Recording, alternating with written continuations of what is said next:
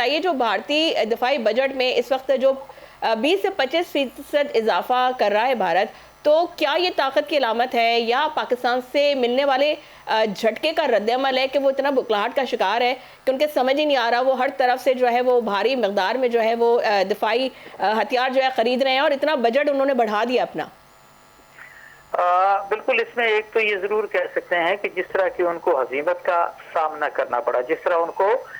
India के अंदर भी आप कह सकते हैं कि तनकीद का सामना करना पड़ा, दुनिया के सामने उनका मुंह काला हुआ, तो एक्चुअली ये सारी चीजें तो वो थी जिनका उन्होंने सोचना तो दूर की बात है, कभी तसव्वुर तक नहीं किया था कि ये सारा कुछ उनके साथ हो जाएगा। बट ये हुआ है उनके साथ, और हुआ नहीं है बल्कि पूरी दुनिया इनके ऊपर हंस रही है कि कहाँ, जिसको कहते हैं ना, अगर आपको याद हो नरेंद्र मोदी, मैं तो जी 58 इंच का सीना है और देखे मैं ये कर दूंगा वो कर दूंगा, गौन आर दी देश, जब इस तरह के लोग, जिसको कहते हैं ना कि नारे सुनते थे लोगों को या इंडियन आवाम को बेवकूफ बनाने वाले, और एक्चुअली ये ऐसा शख्स इंडिया के पल्ले पड़ गया है कि जिसने सिवाय इंडिया में तबाही और बर्बादी के, एक्चुअली मुझे तो कोई चीज एक लिहाज से नजर आई नहीं है इंडिया के अंदर। और जिस तरह आपने कहा कि जी हाँ, ये इन्होंने अपना दिफाई बजट इंक्रीज किया है,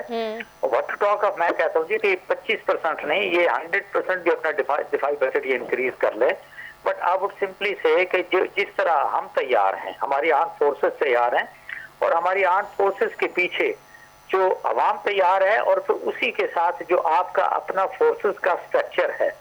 एयरफोर्स आर्मी नेवी की बात करते हैं, और उसको फिर नेचुरली जब आप चीफ ऑफ डिफेंस फोर्सेस के साथ जब आपने उसको इतना इम्पैक्टेबल एक लिहाज से सारा कुछ कर लिया है,